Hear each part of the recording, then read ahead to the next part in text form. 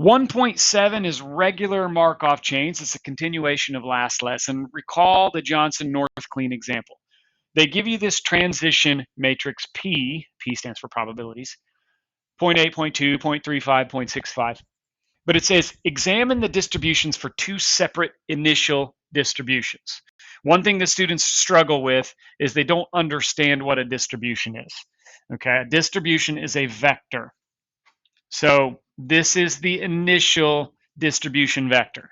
And what that means is 40% of the customers started at North Clean and 60, no, that's not, that's Johnson, isn't it? I think that's Johnson. 40% started at Johnson and 60% started at North Clean. That's where they started. That's not talking about transitioning.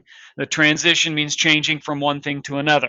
Okay, that's just what it is, what it started at. 40% here, 60% here.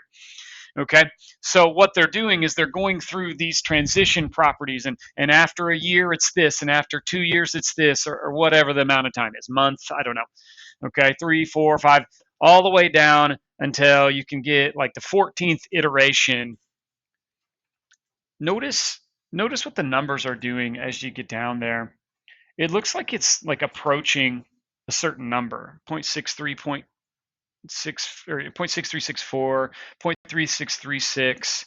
It appears to be stabilizing because notice it increases from 0.53 to this, and then it increases, but the increase is gradually less and less to where it looks like it's stabilizing towards a specific number.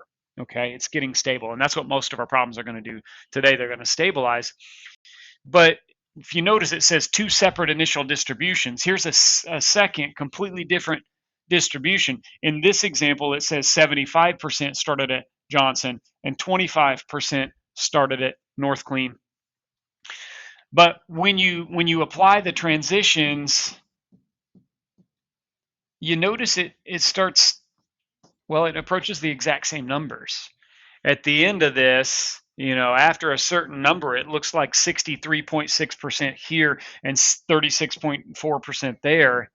No matter where you start, it doesn't matter if you started at 40% Johnson or 75% Johnson, it seems to stabilize to whatever this number is.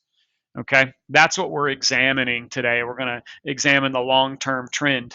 The long-term trend, or what seems to be happening in the long run. And it looks like it's stabilizing. Okay,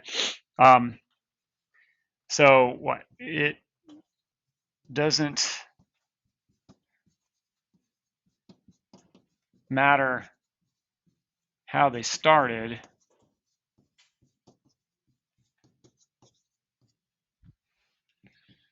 It seems to stabilize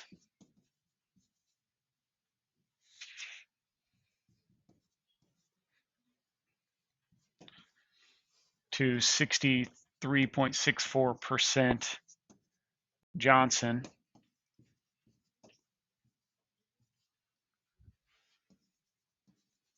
and 36.36% North Clean.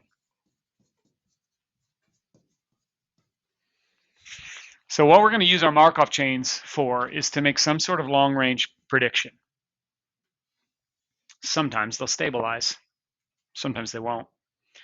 Markov chains are good for making long-term predictions. We can make such predictions if the transition matrix is a regular transition matrix. Okay, so we've got a regular transition matrix and a regular Markov chain. A Markov chain is regular if its transition matrix is regular. A transition matrix is regular if some power of the matrix contains all positive entries. All right, so that's kind of a weird definition.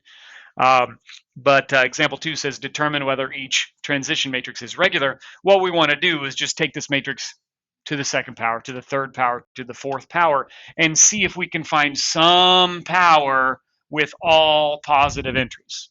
That's really all we have to do. So we want a graphic or a matrix calculator. I like this Desmos one. And let's make a matrix. In this example, it was 3 by 3. So we've got 0.75 and 0.25. This is a 0.5, 0.5, and 0.6, 0.4. All right, so that was our transition matrix. And really all we have to do is check that some power of this matrix contains all positives. So let's just see what a squared does. Oh, there it is right there.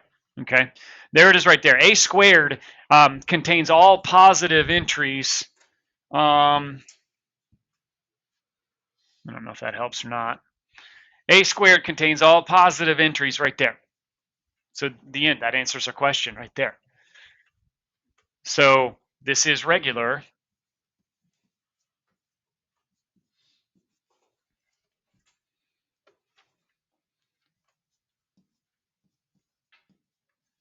Because A squared contains all positive entries. Okay, remember, all we have to do is find some power of the matrix. So in this case, it was A squared, but it might be the next one's A to the third or A to the 17th or whatever. Some power of it contains all positives. So let's look at part B. Part B, we've got a different matrix. So we want a new matrix, 3 by 3, and that one has a 0.5 and a 0.5. And this one's a 1, and this one's a 1. Okay? So not all of the entries are positive. Let's take B and let's square it. Well, it's still got some zeros.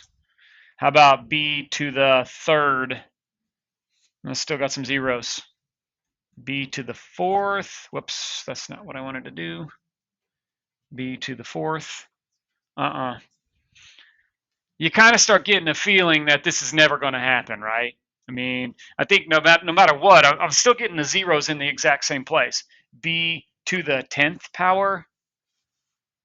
It's always going to have zeros. Doesn't matter what I plug in. It's always going to have zeros, and we can see that. And so this one is not regular.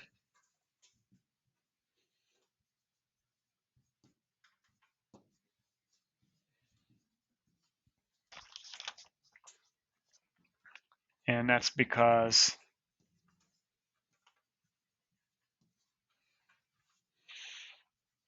no power of B will contain all positives.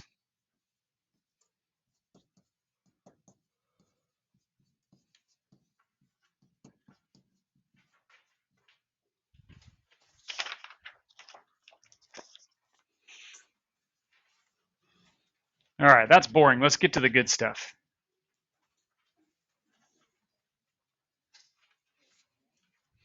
Equilibrium vector is how we're going to find the long-term trend. And I'm going to show you an easy way, and I'm going to show you a less easy way.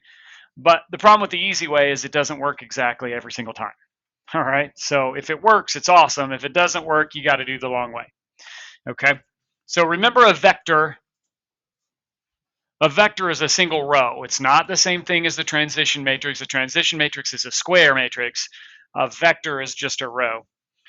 If a Markov chain has a regular transition matrix, there exists an equilibrium vector such that V times P equals V.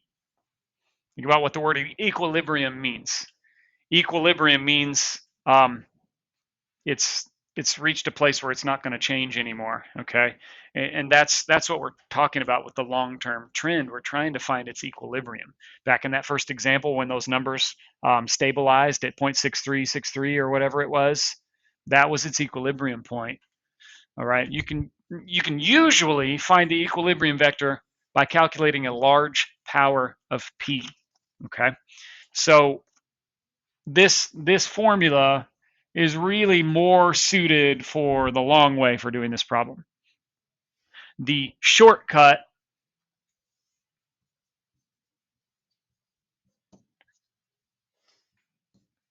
is calculating a large power of P. Now again, the drawback is it doesn't always work like we want.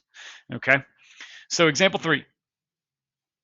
Recall the Johnson-North clean example with P equals 0.8, 0.2, 0.35, 0.65. Find the long-term trend. Okay, so what I want to do essentially for my shortcut, I'll show you the shortcut first. Let's just take that matrix to the 100th power, something really big, 100, 1000. It needs to be sufficiently large in order to do this. It's like we're transitioning. It's like 100 generations. What's going to happen 100 generations from now? Remember the example with the parent and the child and the grandchild? Well, think about if we just kept going for 100 generations. That's a long-term trend. So where are we at? I'm going to clear this, clear all. Have a new matrix, and that was 0.8, 0.2, 0.35, 0.65. Right, so shortcut, I'm going to take it like to the 100th power. And there's that 6364 number again, okay? 6364. Now, this thing has rounded off. That's really not bad, okay? But honestly, you want fractions if you can, okay? And so it's nice sometimes this calculator has a little button over there where you can hit and change it to fractions. If your graphing calculator has the button that'll change it to fractions, that's going to be a good deal, all right? But most of us don't have the ability to change to fractions. So I'm gonna show you something you're going to need, and the reason why this is a little bit limited for my shortcut. 0.63, well, it looks like 0.63 repeating basically, and 0.36 repeating. Okay, so you gotta be smart enough to understand what this is saying. All right, so 0.63 repeating, 0.36 repeating, 0.63 repeating, 0.36 repeating. That is the transition matrix. That is not a vector, okay? We are trying to find the vector, but we didn't get a vector. We got a transition matrix, okay? We got a transition matrix. So what you're supposed to notice is that the top row and the bottom row are the same, okay? So what we're talking about on the transition matrix, remember this was Johnson and North Clean and Johnson and North Clean, right? That was our transition matrix. Okay, so notice if we started at Johnson, the probability that we ended at Johnson is 0.63 repeating, this right here. From Johnson to Johnson is 0.63 repeating, yes? What about from North Clean to Johnson? Same thing? So what I'm saying is, no matter which one I started in, the probability of ending up at Johnson is 0.63 repeating, yes? So I'm gonna basically just say that, okay? The vector is gonna show me that the probability of ending up at Johnson is 0.63 repeating. Similarly, whether you started at Johnson or North Clean doesn't matter. The probability of ending up at North Clean is definitely going to be 0.36 repeating right there. That's my vector, okay? So, you know, back at your calculator, I said sufficiently large. If you didn't go large enough, let's say you did a to the 5th power, you see how the top row and the bottom row don't match? That hasn't reached its equilibrium yet, okay? You would need to go bigger. And so, okay, now that the top row and the bottom row match, that's where the equilibrium is, all right? So when I say sufficiently large, sometimes you might have to go to like 500 or 5,000. You might have to go really, really big to get that equilibrium, but this is the shortcut again. So anyway, the problem is I'm going to want fractions on this, not decimals. And so we need to be able to convert this to fractions. If your graphing calculator will hit your fraction button, that's awesome. Those of you that don't have that, I've got another tool that you can use maybe. All right, so let's, if you find the one that's talking about fractions, let's see, hardly ever use that. Decimal to fraction converter.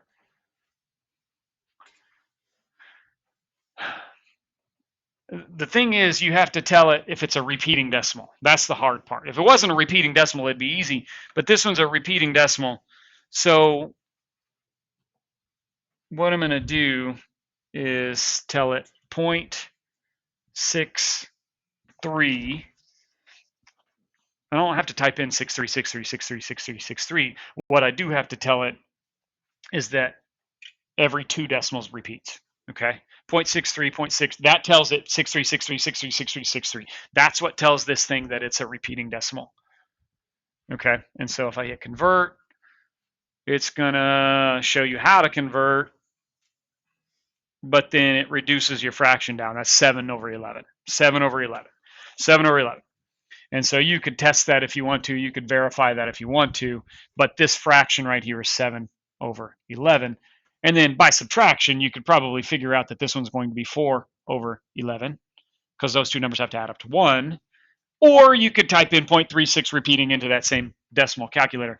But that is the answer.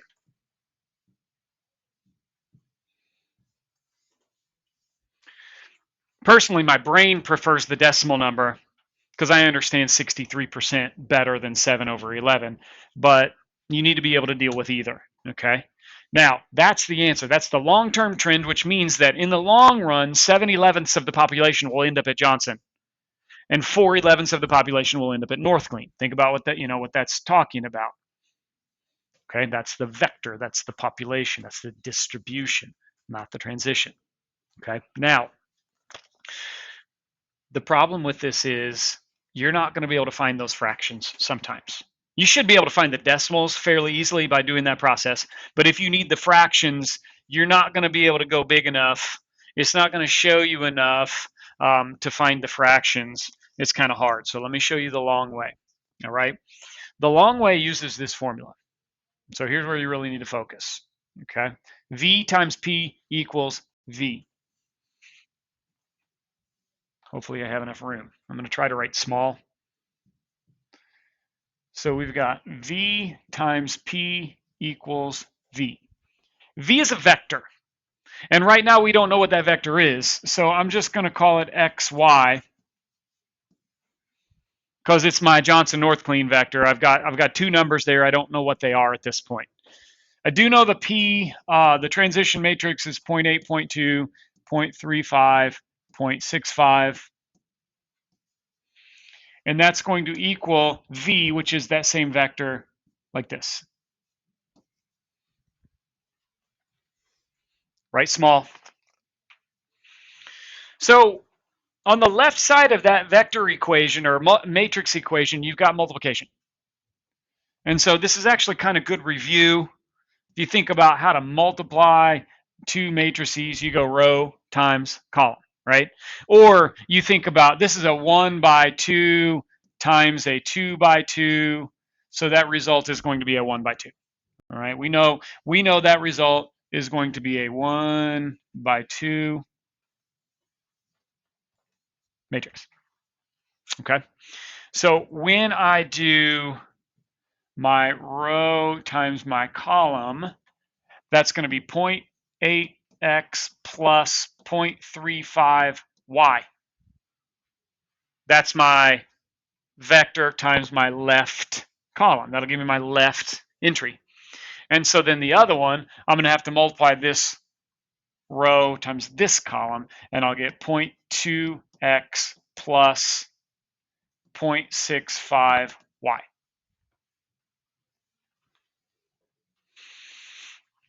Okay, so, so far so good. That equals that vector over there. Now, what you're supposed to notice is this entry on the left would be equal to this entry on the left. If that's truly an equals, we've got that equals that. Okay? Or 0.8x plus 0.35y equals x.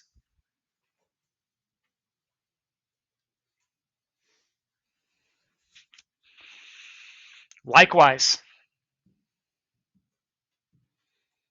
we've got this equal to y. So 0.2x plus 0.65y equals y. We've got those two equations. We're trying to get to a system of equations that we can solve. All right, we want a system of equations, and this is just kind of confusing. We're going to end up doing an RREF. We're going to do a reduced row echelon form, but we need to get it in standard form. So we would subtract this x because we want our x variables together. Okay, we want it in standard form, so we would shift that over. And 0.8x minus x is negative 0.2x plus the 0.35y equals 0. That's standard form. Okay. In a similar way, we're going to subtract this y over here from both sides. We want standard form. We want our equations in standard form so we can put it in an augmented matrix so we can do an RREF. All right, so that's going to give me 0.2x minus 0.35y equals 0. Because 0.65 minus 1 is negative 0.35. It's hard to see where that came from, but I'm taking 0.65y minus 1y is negative 0.35y. Now, one thing you notice is those two equations are essentially the same. It's the exact same equation. Multiply one of them by a negative, you got the other one. They're the same thing. So it's almost like we're going to have a many solutions situation because we only have one equation, but we have two variables. Okay, and you can set it up as a system if you want. We're going to have negative 0.2, and we're going to have positive 0.35 bar 0. And the second one is 0.2 and negative 0.35 bar 0. But if we did an RREF on that, there's not enough information because there's only one equation. It's going to turn into a many solutions situation. So we have to do one extra thing that maybe you wouldn't have thought of. When we first look at this vector, we have extra information about x and y. Okay, we know since that's a distribution vector that x plus y has to equal 1. You notice all those numbers is like 0.6 and 0.4 or 0.53 and 0.47, whatever those numbers are, they have to add up to 1. We know at the beginning of the problem that x plus y equals 1.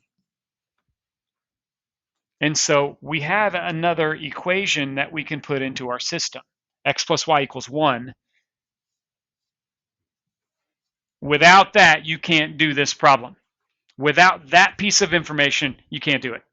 Okay? So we want to do an RREF on that. Now, you could do this by hand. We're doing a Gauss Jordan or an echelon method or whatever you want to do. You could do this by hand. I just don't want to. Okay, so let's do a Gauss Jordan on that. We can find it. There we go. Gauss Jordan. It's kind of weird because this one is a 3x3. I don't think we've ever done a 3x3 before, but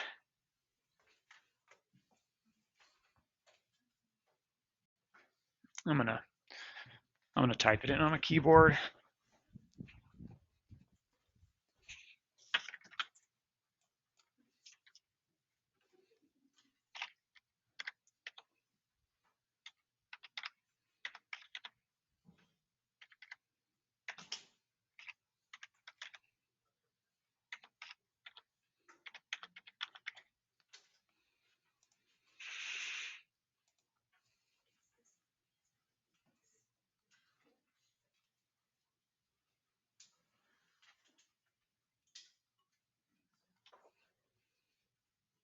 All right, there we go.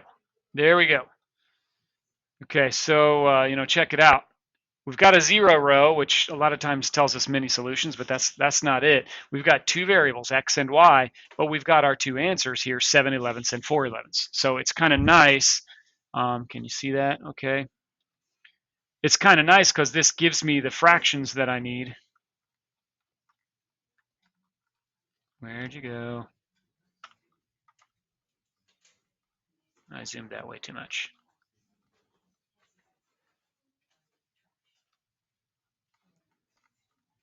Where did it go? There we go. This gives me the fractions that I need right there, 7/11 and 4/11. So you just have to be able to translate that into your vector. Your vector, 7/11 and 4/11. So, I don't know that I even really care about this part. It was 1, 0, bar, 7/11, and 0, 1, bar, 4/11, and this was 0, 0, 0. What I'm after is the information that said x was 7/11 and y was 4/11. I'm trying to get to this.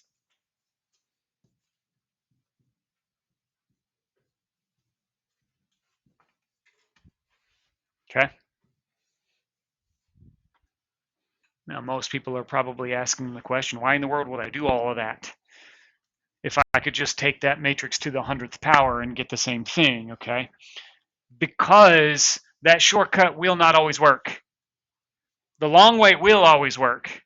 And yes, it's kind of a pain, but at least it's going to work, okay? So find the equilibrium vector on this one, all right? So, I'm going to start with the shortcut. Let's see if we can do the 100th power and see if that's going to work. So we go to the matrix calculator, and I need a 3 by 3, and this one is 0.2.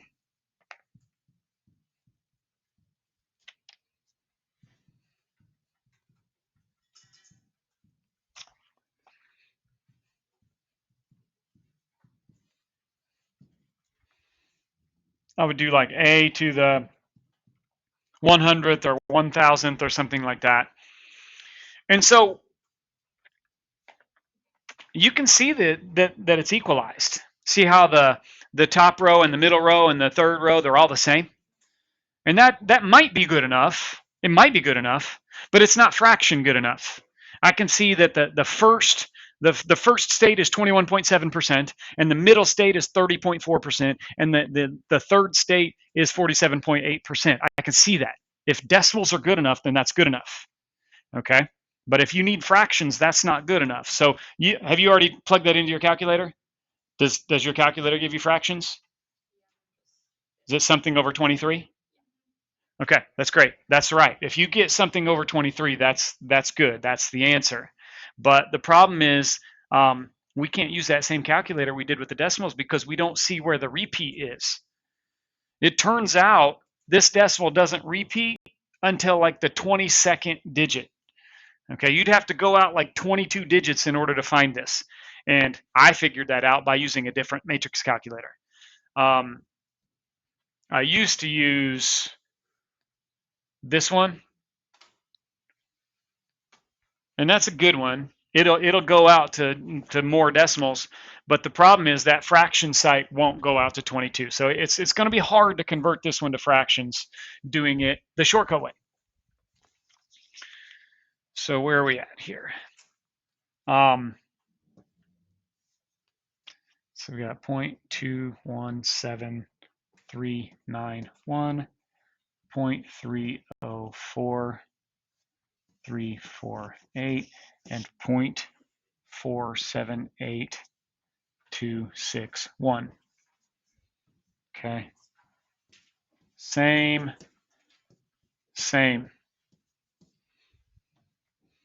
As soon as that top row, middle row, third row are the same, that's your vector, okay? So your vector is approximately that.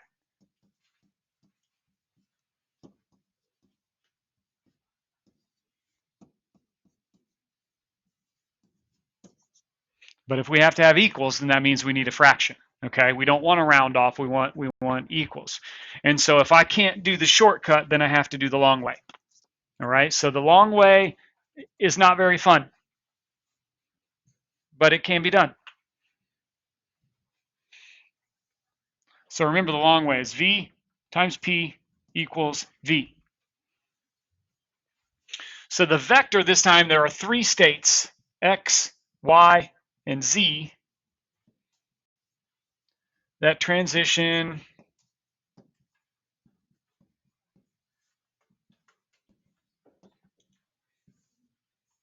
and it equals that, okay? It equals the same thing as what you started with. That's the equilibrium. It doesn't matter if you transition again, because you've reached your equilibrium point. Okay, so remember what we're doing. We're multiplying a row times a column. And so that row times that column is going to give me, I want to undo that.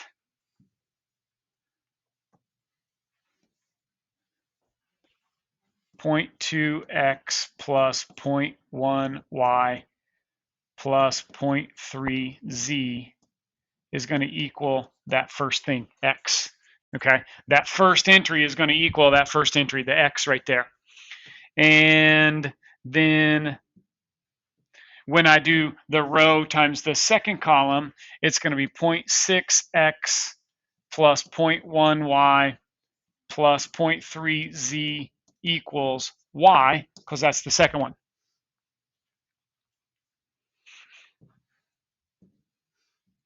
And then when I do the third one, this times the third one, I'm going to get 0.2x plus 0.8y plus 0.4z equals z, because that's the third one. So I'm kind of shortcutting the long way a little bit. I skipped a step there, and I'm going to skip a step here as well. I want to get it in standard form, so that means I have to subtract this x over. 0.2x minus x is negative 0.8 for the x. And then you'd have 0.1 for the y and 0.3 for the z, bar 0.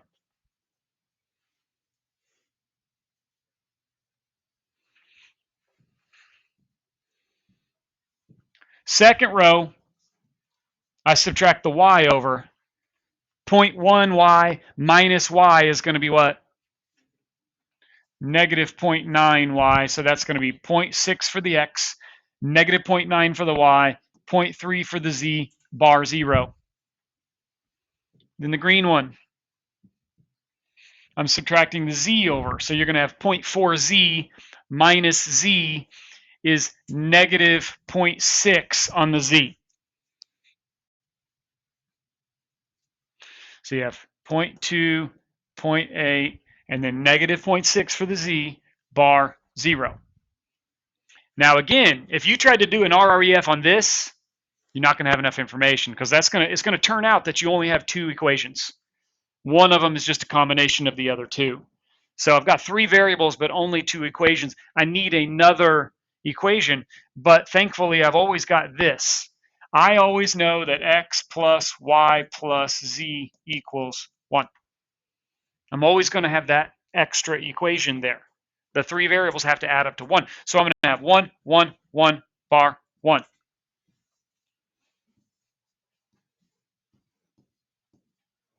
Oops. I'm going to do an RREF on that. Okay.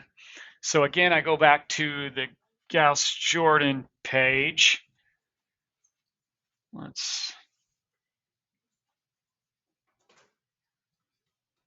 That's too big.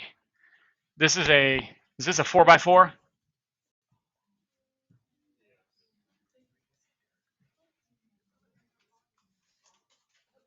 Okay.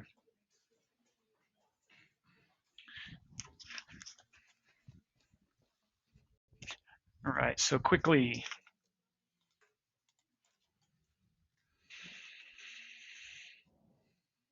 What's the first number? Negative 0.8?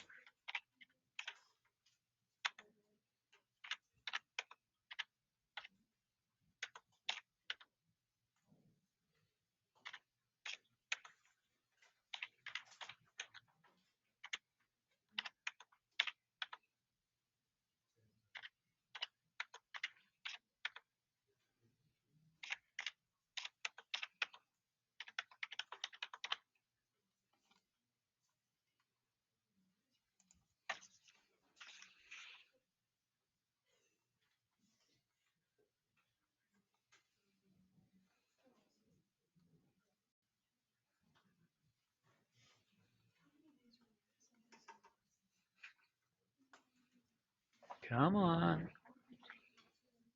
There we go. There we go. Got it. Okay. So we can see the fractions on this side, 5/23, 7/23, 11/23. Okay, so that's nice.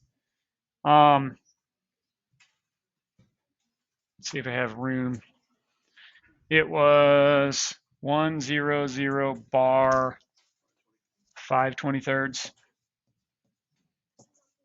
010 7/23, 001 11/23. And then that bottom row zeroed out, which doesn't really matter because I've got 3 equations and 3 variables. That's what I want. Almost done. I want my x and my y and my z. So my vector here is exactly 5/23, 7/23, 11/23. So why would I want to do that instead of the shortcut method? Well, I've got exactly right. I don't just have approximately. That calculator, the shortcut method only gave me about. Maybe I want exact.